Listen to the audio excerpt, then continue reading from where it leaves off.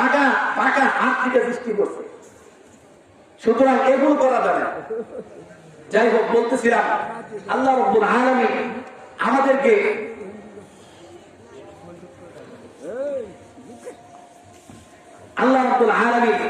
আমাদেরকে নামাজের আদেশ করছেন। প্রত্যেকটা মানুষের দায়িত্ব হলো তারা সঠিকভাবে নামাজ আদায় করবে। এখন যদি আমরা নামাজ জামাতের সাথে আদায় না করতে পারি, তাহলে আল্লাহ রাব্বুল আলামিনের কাজ দ্বারা আমাদের প্রত্যেকেই দাঁড়াতে হবে। এখন বলেন তো দেখি, নামাজ পড়লে আল্লাহ রাব্বুল আলামিন আমাদেরকে পুরস্কৃত করবেন নাকি করবেন না? বলেন তো। আল্লাহ রাব্বুল আলামিন আমাদেরকে পুরস্কৃত করবেন। কে কে চান আল্লাহ রাব্বুল আলামিন আমাদেরকে পুরস্কার করবে? এই পুরস্কারটা নিতে কে কে চান? হাত তুলে বলেন। নিতে চান তো নাকি? আল্লাহ রাব্বুল আলামিন আমাদের সকলকে এই পুরস্কার নেওয়ার জন্য তৌফিক দান। আল্লাহ রাসূল সাল্লাল্লাহু আলাইহি ওয়াসাল্লাম হাদিসে পাকের ভিতরে বলেন, মান হাফাযা আলা সালাতি আকরামাহুল্লাহু তাআলা বিখামসি খিসালিন। যে ব্যক্তি 5 ওয়াক্ত নামাজ জামাতের সাথে পুঙ্খানুপুঙ্খানুভাবে খুশুখুশুর সাথে আদায় করবে, আল্লাহ রাব্বুল আলামিন ওই বান্দাকে 5টা পুরস্কার দান করবেন। কয়টা পুরস্কার বলেন তো? 5টা পুরস্কার দান করবেন। 1 নাম্বার পুরস্কার হচ্ছে ওয়ায়ারফাউ আনহু যিকাল আইশি। আল্লাহ রাব্বুল আলামিন তার রিজিকের অভাব দূর করে দিবেন। বলেন সুবহানাল্লাহ। যদি আমরা সঠিকভাবে 5 ওয়াক্ত নামাজটা আদায় করতে পারি, তাহলে আল্লাহ রাব্বুল আলামিন আমাদের থেকে রিজিকের অভাব দূর করে দিবেন। রিজিকের অভাব যদি দুনিয়ার ভিতরে থাকা অবস্থায় আমাদের দূর হয়ে যায়, তাহলে আমরা বেশি বেশি করে আল্লাহ রাব্বুল আলামিনের ইবাদত বন্দেগী করতে পারবো। দ্বিতীয় নাম্বার হচ্ছে ওয়া আযাবাল কবরি। আল্লাহ রাব্বুল আলামিন বলেন যে ব্যক্তি দুনিয়ার ভিতরে থাইকা আমি আল্লাহ রাব্বুল আলামিনের ইবাদত বন্দেগী করবে, 5 ওয়াক্ত নামাজ জামাতের সাথে আদায় করবে, আমি আল্লাহ রাব্বুল আলামিন তার কবরের আযাবকে মাফ করে দেব। বলেন সুবহানাল্লাহ।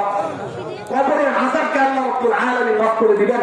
আল্লাহ রাব্বুল আলামিনের কাছে আমরা সকলেই দোয়া চাই, পানা চাই, আল্লাহ রাব্বুল আলামিন যেন আমাদের সকলকে এই কবরের আযাব থেকে মুক্তি দান করেন। আমিন। সকলকে যেন কবরের আযাব থেকে মুক্তি দান করেন। আল্লাহ রাসূল সাল্লাল্লাহু আলাইহি ওয়াসাল্লাম তৃতীয় নাম্বার যে পুরস্কারের কথা বলছেন, ওয়ায়াতিল্লাহু তাআলা কিতাবাহু বিয়ামিনিহি। যে ব্যক্তি 5 ওয়াক্ত নামাজ জামাতের সাথে আদায় করবে, আল্লাহ রাব্বুল আলামিন তাকে তার আমলনামা তার ডান হাতের ভিতরে দিবে। বলে সুবহানাল্লাহ। কোন ব্যক্তির যদি আমলনামা ডান হাতের ভিতরে যায়, তাহলে আল্লাহ রাসূল বলেন ওই ব্যক্তি জান্নাতের ভিতরে প্রবেশ করবেই করবে। আমলনামা যদি ডান হাতের ভিতরে যায়, তাহলে জান্নাতের ভিতরে প্রবেশ করবে। আর যদি বাম হাতের ভিতরে যায়, আল্লাহ রাব্বুল আলামিন পবিত্র কোরআনে কারীমের সূরা কাহফের 49 নম্বর আয়াতের ভিতরে বলেন যে দুনিয়ার ভিতরে এমন কিছু মানুষ আছে যারা তাদের আমলনামা বাম হাতের ভিতরে পাবে। ও আমার হাবিব, আপনি হাশরের ময়দানে তাদেরকে দেখতে পারবেন। ওয়াউদিআল কিতাব ফাতারাল মুজরিমিনা মুশফিকিনা মিম্মা ফীহি ওয়া ইয়াকুলুনা ইয়া ওয়াইলাতানা মা লিহাযাল কিতাব।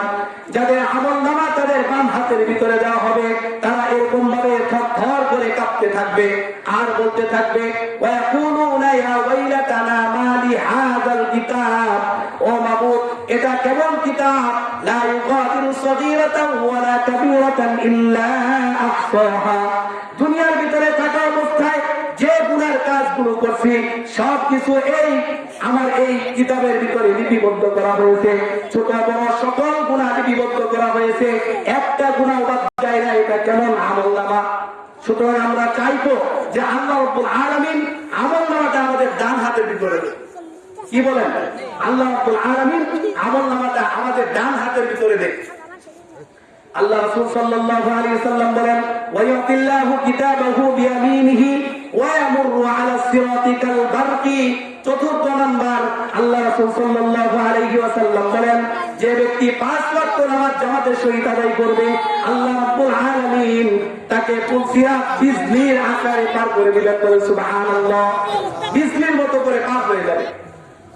আল্লাহ রাব্বুল আলামিন পঞ্চম নাম্বার যেটা বলছেন, আল্লাহ রাব্বুল আলামিন দুনিয়ার ভিতরে থাইকা যে ব্যক্তি আল্লাহ রাব্বুল আলামিনের 5 ওয়াক্ত নামাজ জামাতের সাথে খুশু খুদুর সাথে আদায় করবে, আল্লাহ রাব্বুল আলামিন তাকে বিনা হিসাবে জান্নাত দান করবেন। বলে সুবহানাল্লাহ।